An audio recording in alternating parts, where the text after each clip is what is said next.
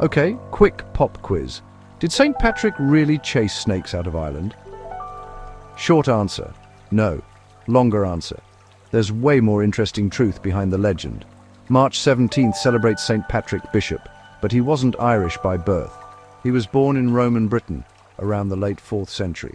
As a teenager, he was kidnapped by Irish raiders, enslaved, and forced to tend sheep for about 6 years.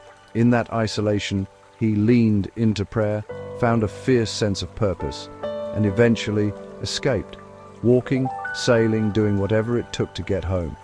Here's the twist. After returning, he felt called back to the very place he'd been enslaved.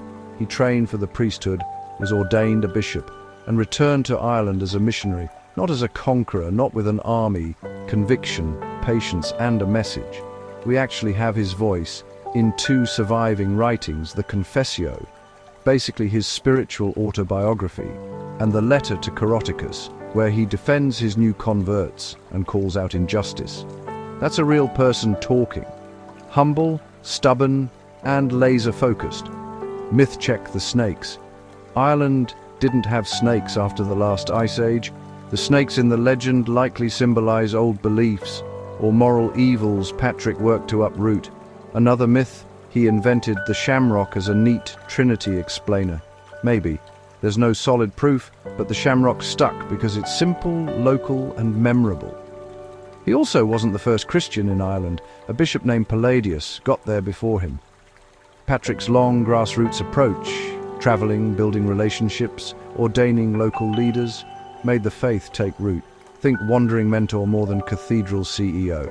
Why March 17? Tradition says that's the day he died, around 461. Over centuries, the date became a feast day in the church calendar.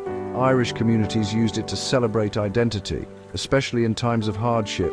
Fast forward and you get parades, green everything, rivers dyed emerald, and corned beef and cabbage.